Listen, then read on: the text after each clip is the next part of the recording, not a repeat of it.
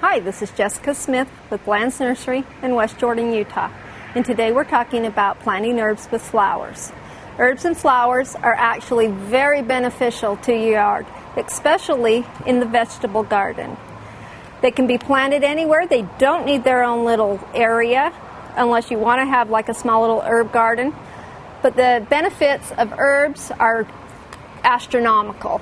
Herbs actually will invite the good bugs and birds that feed off of the bad pests in your yard and actually will repel a lot of the bad bugs in your yard.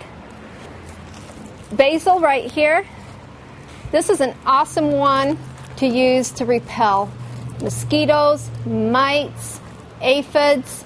It's been said that it's actually used as a fungicide itself to repel some fungal problems and actually will slow the growth of milkweed bugs.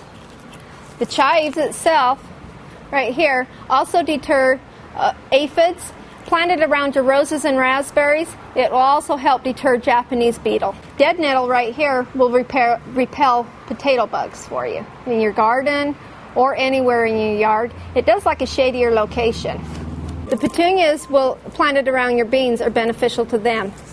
Wormwood or artemisia planted in a border around your garden area will actually keep animals at bay.